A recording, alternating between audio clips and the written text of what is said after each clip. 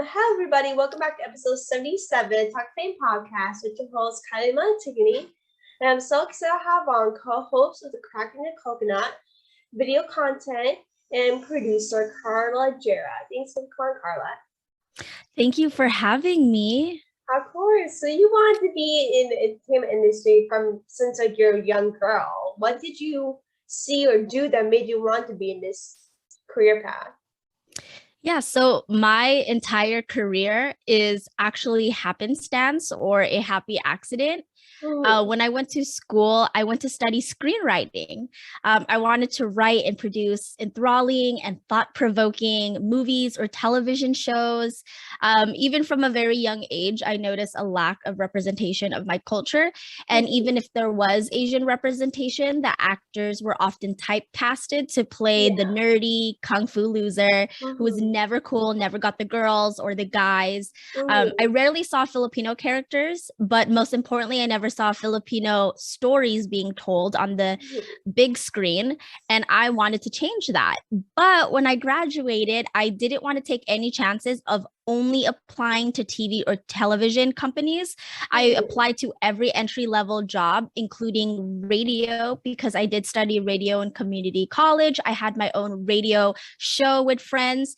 And so it was 97.1 amp radio in Los Angeles that took the first bite. And I fell in love with the job right away. It was a lot of hard work, but after being there for maybe a week, I just knew that the music industry was perfect for me because I was out there. I was getting to see Los Angeles. I was getting to be part of these huge shows. I loved going to concerts. And so it was a great way for me to kind of merge all of my loves together. I also had a very supportive community for my first industry job, which I feel very blessed about because I know not everyone gets that that community that fosters good energy. So I was very lucky to have that. And so because I had this great community around me, I was able to really continue elevating within the industry. And that's kind of how my whole career started, just a little happy accident. Oh my God, that's amazing. Like, since I was like a young girl, from similar to you, like I always knew I wanted to be in the entertainment industry. I basically knew like about it. But like when I was growing up, I had anxiety. So I kind of thought, how is a girl with anxiety supposed to be in the entertainment industry? That's kind of not normal for people to do exactly. And when I was young, like I never kind of saw myself on screen. Like you said before, you never saw people like you. You never saw people represented in their culture and everything, like Latino and all these things. Like I never saw that exactly. I think myself like when I was 14 years old, I was thinking myself like I should figure out like what I want to do. I think I should actually figure out what I exactly want to do. I never felt inspired when I like watched television. I think myself like, why are these people like I should feel inspired? There's no one like me. Like I'm sick of this. And like once I became more aware of it, like once I see like men are more represented than women, like men are always seeing all these characters, amazing characters and everything. Women are always like the housewife or always doing something the first 5 minutes. Like it's always like boring to watch as a woman. You're like, what the hell is going on? What the hell is wrong with these people? And I literally notice like when I watch it, and like I would like tell my mom to myself like, do you notice all these people, all these men doing these scenes, or do you think women can do these as well? And ask all these questions. I shouldn't be asking my mom all these questions. She should be asking me about it, not me like on top of her. Yeah. And so like, since like you felt that way as growing up, and like since we both kind of grew up in that atmosphere, like how do you think, like how did you feel about not seeing people like you in the media? Like how do you feel in terms of not being like represented? Real quick before I answer the question, just to piggyback off of what you said, I think the first time I ever saw a woman not confining to these gender roles was actually when I was watching The Cosby Show, and Claire Huxtable is a very strong, powerful Black woman with money. She's a lawyer.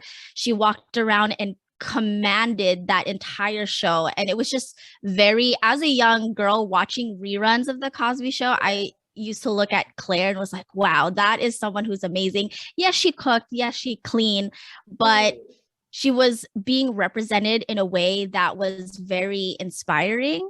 And I think that there are some TV shows and movies out there, forms of media that really got the representation right. But to answer your question, you know, for lack of a better word, it sucks to not feel represented because not seeing anyone that looks like you in media, not just TV or movies, but books, magazines, even posters that they hang at the mall. It sucks to not see someone that looks like you, and not maybe just, you know, phenotypes, so maybe even disabilities or even body size. It's really important to that representation is out there and it's accurate as well. As a fangirl, I grew up reading fan fictions. I used to run home and write and read them. However, every heroine that I would run into while reading these fan fictions, it was always a white girl with blonde hair and blue eyes. I never saw any women of color with the Backstreet Boys or with Harry Potter or whatever fan fiction I was reading at the time. And it also really doesn't help that Eurocentric features are also more attractive in a lot of Asian communities. I know it's slowly changing right now, but the skin lightening industry in Asia is $1 billion business. And I think that's freaking insane. So it also sucks as an immigrant because when you're in the US, you don't see people who look like you. But then when you try to watch media, say if I were to watch Filipino soap operas or movies, even the actors are light skinned. And so when you don't see proper representation, especially as an immigrant, you feel like you never belong. And you start to think, is something wrong with me? I'm too Asian for America, but I'm also too American or Westernized for my Filipino Asian community.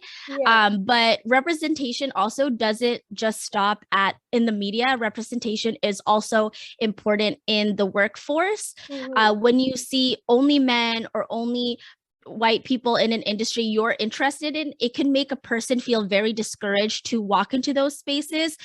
They say that women of color and the LGBTQ plus communities are more likely to experience imposter syndrome in spaces where they are the minority.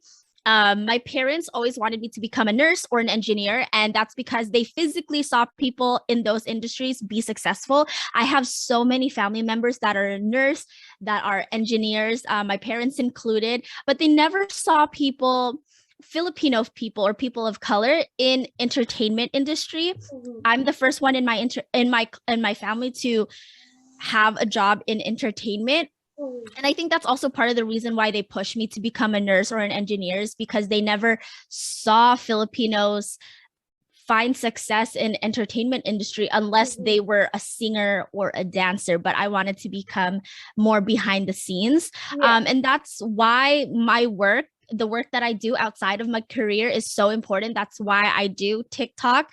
It's because I want to inspire fellow women of color or fellow Filipino Americans to feel really motivated. And I want to share that they do belong in spaces where it is male or white dominated. They do have a purpose in this industry and that they can also succeed.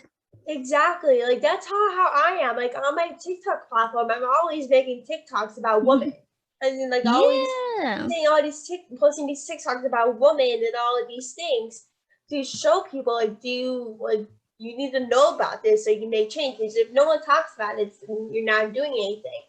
And like, I will get all these comments on my TikTok and be like, "Oh, that's not a thing. Like, you're a kid," and all these things. I'm like, you don't know. You don't know. You think, oh, it's not a thing, but it is. As a girl, like I grew up with anxiety, and I never saw people dealing with anxiety on screens. I never thought, oh, like how, like I can't do that because like these people have anxiety. How are people in the entertainment industry have anxiety and like that? And I'm like, and like I thought, like I never found my passion or anything. Like I'll try a million things, and like nothing will come up for me. And like there's so many in like powerful films and women led, and mostly there are a lot of feminist like movies and all these things, but men, they like people realize that they're doing all these things with men, and women are not getting a lot of roles, but they just don't care about it. They're like, oh, men deserve all these things, women just die the first 5 minutes, or this get all these less roles that they don't deserve to be a powerful person, like a president or a lawyer or something. And I feel like the women should actually do something about it. I feel like it's becoming better in the last couple of years a little bit in terms of that. And like in movies and stuff, like the criteria is like 3-to-1 men. Or it might be 3-to-2 now or something like it, 2-to-1 or something like that. And I'm thinking to myself, like, are you like freaking kidding me right now? Like it's at 3-to-1 right now, and like, you guys are still doing nothing about it. And like when I see all these movies with women, I think to myself, like, why can't they do more movies about women roles like this one? Like when I see like Thelma Louise, like Thelma Louise is such a very powerful feminist movie, and if a lot of people, once it first came out in like early 90s, a lot of people didn't like it because like, they're like, oh, these women can't do that and all these things. And when I watched the movie, I'm like, I immediately became inspired. I immediately like became a whole new person after watching a movie. I became empowered. And this is from like a 2-hour movie. It's like there's not a lot of movies that you see that you don't feel inspired by, or you just kind of don't feel empowered by. And that's why like a lot of industry leaders should really make movies like that, because like, women deserve to feel inspired, and men can't take all the criteria and feel all inspired. They're in control of everything. Yeah, I think it's, you know, like you said, how a movie was able to make you feel so empowered. I think that's really important. I think that's also important why more people should start joining these industries. So if I want, like, when I was in school, I set out to want to make a change within film and TV and share more Filipino stories, because I thought that we were clearly very, very, very represented. So I feel like these stories are so important. And so that way people can feel more empowered. And when you were saying earlier how people will kind of just write you off and say, or you're just a kid, they're kind of dismissing your truths, and which is very wrong. And it's also really important to hold people accountable, and to continue sharing your truths on TikTok and social media and through your podcast platform. Exactly. Like in everything, like that's the reason why I really started my podcast. It's like, if I like want to inspire younger people, like I want to get people feel inspired, because I didn't have that as a kid. So I want to be like, if I want to change these things for young girls and women, then I need to start a podcast to talk to all these people and get them feel inspired, and to really call out a lot of these people in the industry to do better by women and girls. Because if you don't call out change, then nothing's gonna happen, nothing's gonna get better, and no change is ever gonna be made. So I'm thinking to myself, like, I kind of need to step up a little bit and actually say something, because if I don't speak up, then like who knows what could have been done in years later and everything. And so you have the chance to photograph and film with the Jonas Brothers, Taylor Swift, and so many other big celebrities. How did you build these connections and doing all these things for like big celebrities and everything? So networking is probably one of the biggest, most important thing about the industry, because the industry runs on referrals. Yes, there's a lot of jobs out there that you can apply to on LinkedIn or Indeed, but networking and making genuine connections with other industry professionals is so important. A lot of the freelancing gigs I've gotten throughout the past several years, throughout my career, have all been from people in my network just reaching out to me.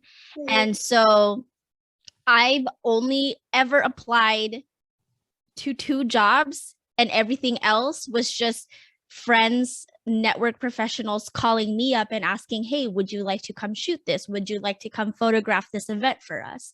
And so when it came to filming and photographing Taylor Swift and Jonas Brothers, that was all actually just part of my radio job. And I've been very, very blessed and grateful about that, especially because I am such a huge Jonas Brothers fan, a huge Taylor Swift fan. Yeah. And so it was just part of my radio job. As I mentioned earlier, I had a very fostering, good energy type of community when I first started in the entertainment industry. And so because of that, when I mentioned to my boss, hey, I would like to do more digital stuff, I want to learn more about photography, more about videography for events, he wasn't like, no, you can't do that, you know, you're part of this department, why would I let you go and help out another department? He was very, very supportive, and he gave me very amazing, just really great advice, and helped me, pushed me towards my goals of what I eventually wanted to do, which was more photo and video for live events and concerts. And so because of that, I was able to help out with the digital department more often.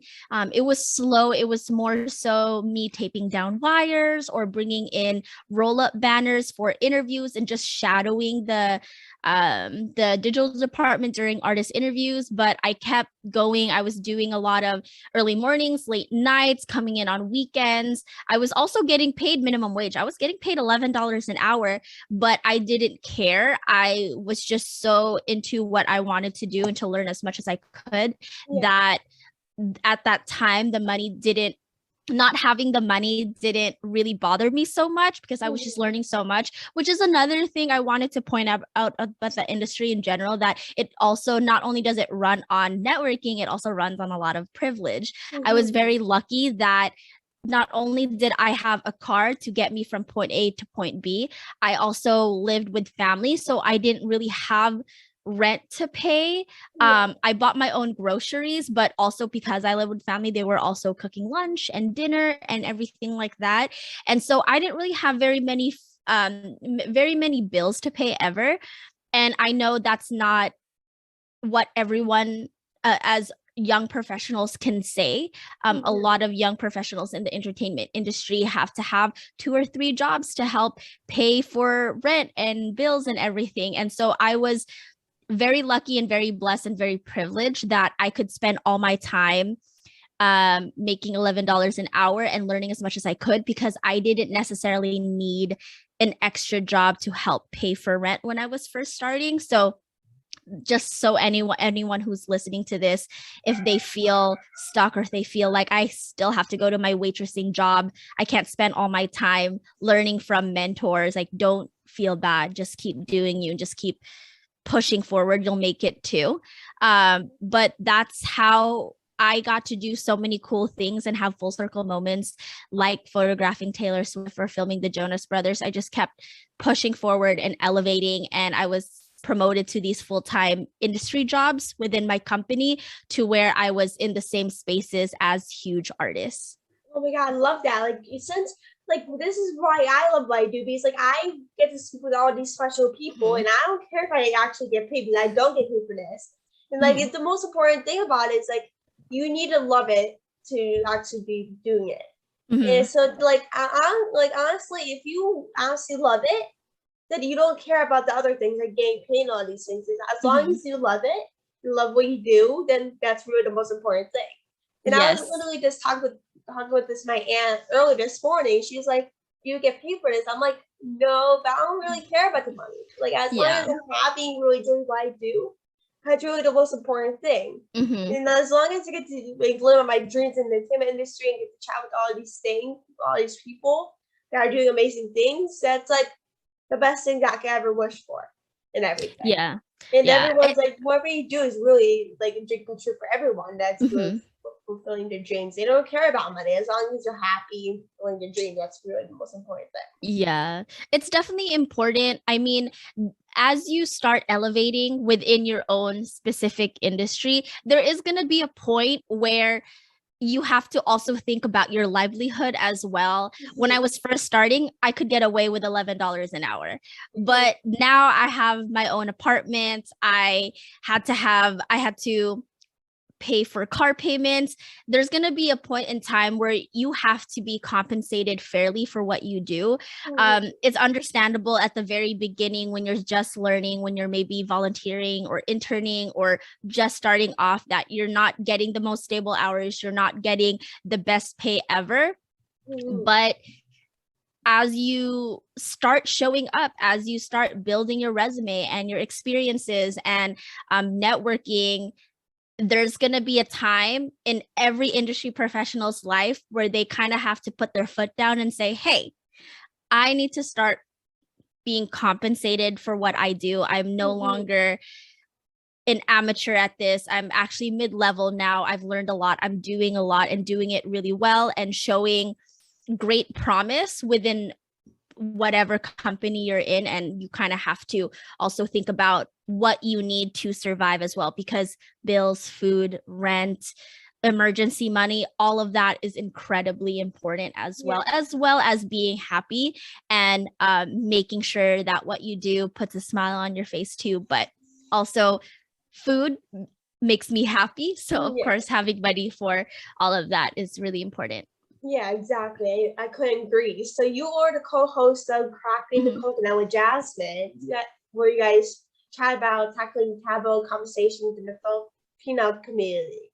What made you guys want to start like that whole podcast and everything? Yeah, so Jasmine and I wanted to start Cracking the Coconut. We started it, I want to say a year ago, a little over a year ago, because we saw a clear divide between Filipino Americans and Filipinos back home in the motherland in the Philippines.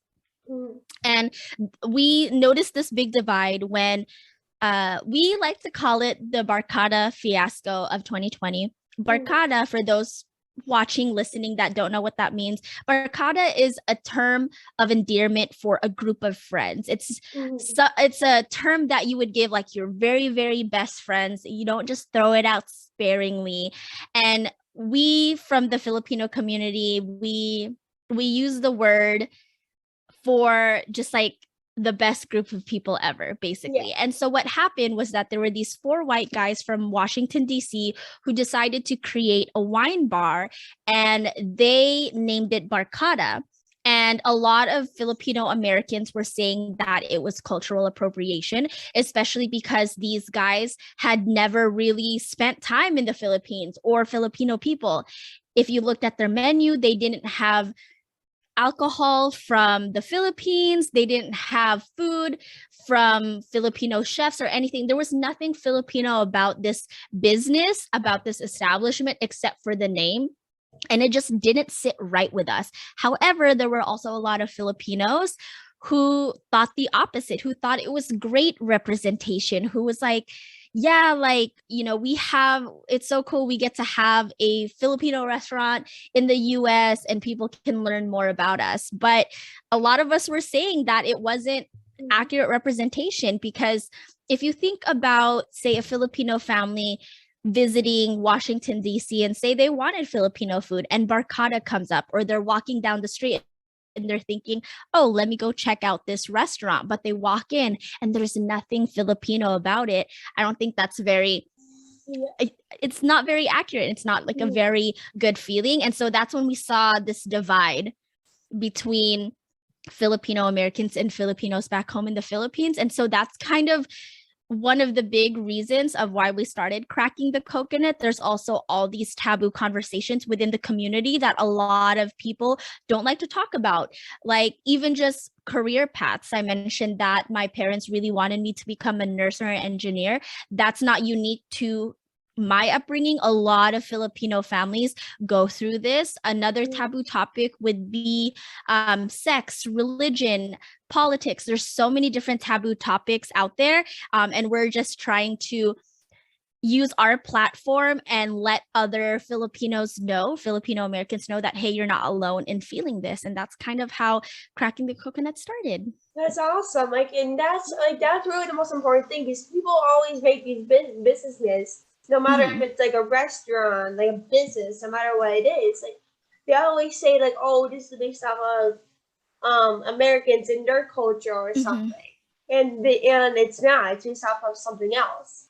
They say this, but it's not. It might have the name on it as based off of culture, but it's not exactly the thing. I agree with that. Like I was like, if you say this, you don't have the food of the culture, then like, what's the point even doing it if you don't have things right? And if you really want to start this business, They need to do the research on the culture in the country or whatever, because like you might want to know the culture, what you need for this business, and might need to do research. Because Yeah, you want to do right by the business. Because like the culture might show up there and be like, hey, like this is not right. Like you said, like this is not good. Like you need to do a little better. Yeah, definitely. On TikTok, I noticed that this spicy cucumber salad was going viral, and a lot of Koreans were getting upset that the spicy cucumber salad wasn't it was their traditional dish, which I've tried before. It's amazing. It's like this cucumber kimchi, and my mouth is watering just thinking about it because it is so good. But it was being called this spicy cucumber salad or this addictive cucumber meal, and a lot of Koreans were like, you're using Korean spices and this is what it is. Stop trying to appropriate, or I guess westernize this dish. Like, tell people if you're going to make it, it's inspired by a traditional Korean dish. Exactly. Like if you really want to do this, you might as well just say like, oh, okay, this is inspired by this country. At least you know kind of for their culture. Exactly. Yeah. And so like, as we're kind of talking about this like entertainment industry and everything, like since this is like a male dominated industry, how do you think industry leaders can do to create change for women and people to make feel represented in the media?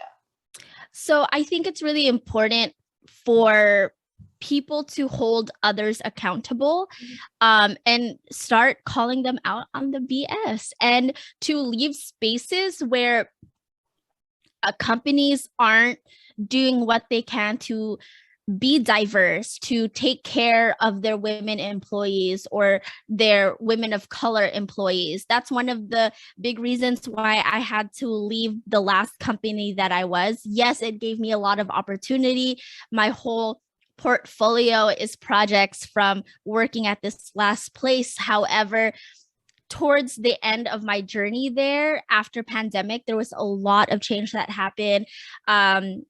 I had gotten a promotion, and so did my coworker, my male coworker, but he was making 7K more than I was, and we had the same exact job title. And so when I found that out, I told my boss right away.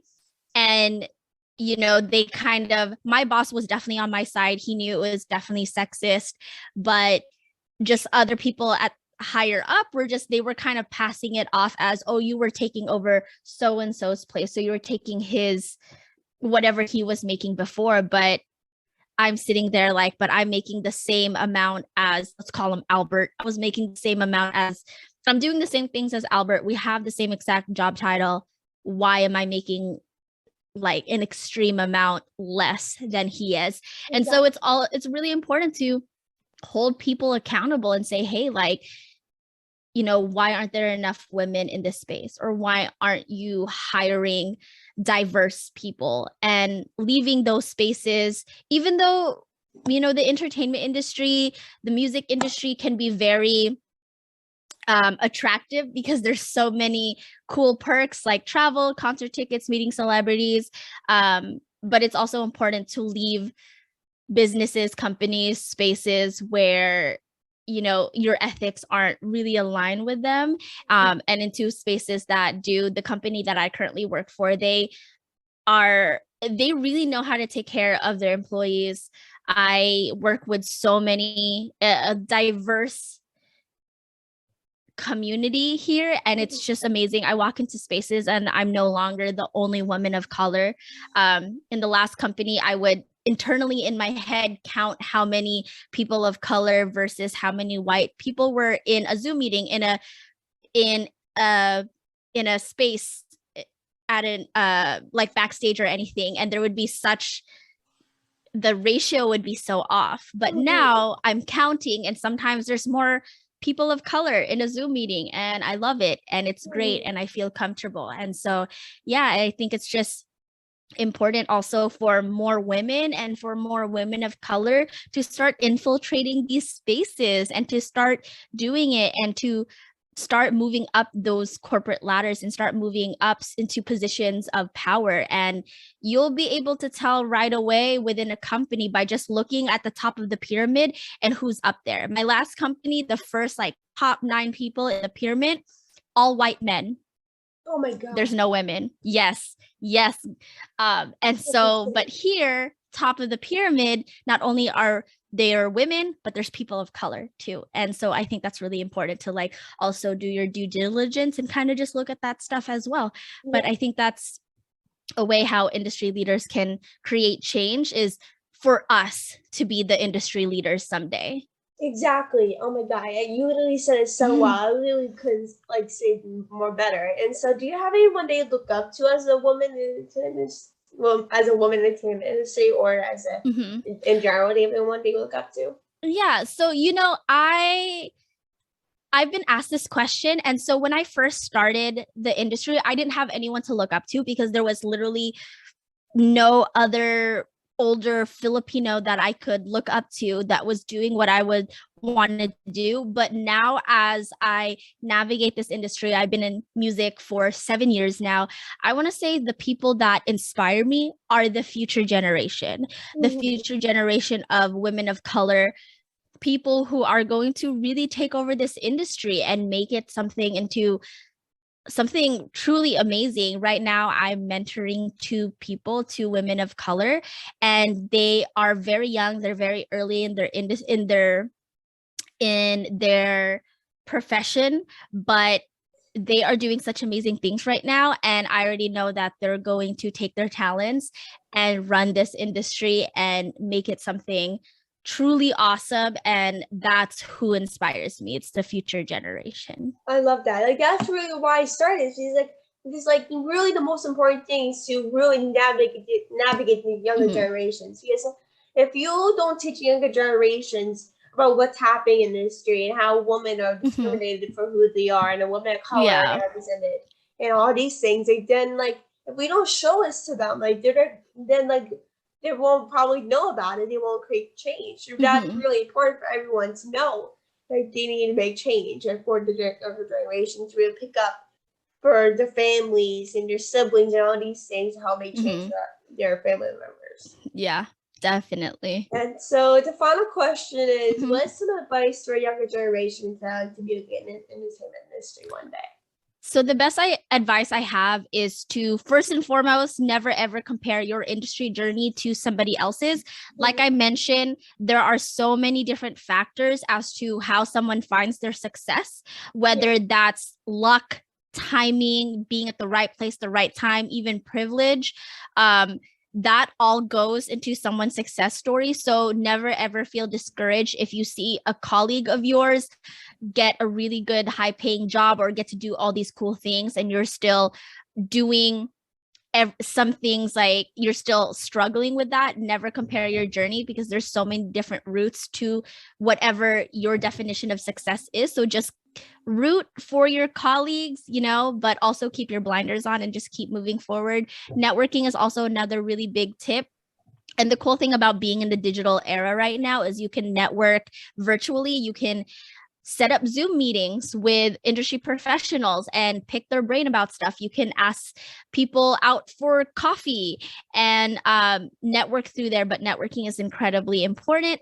Another really big piece of advice is to learn anything and everything. And I know that sounds very intimidating, but the reality of it is a lot of companies want power players, people who can do 3 jobs in one. And so if you want to do more creative things or do social media, don't just learn graphic design, learn photo, learn video, learn how to read analytics, learn how to do so many different things, because that will also just make you more attractive in the long run and can really help to build up your resume and your portfolio.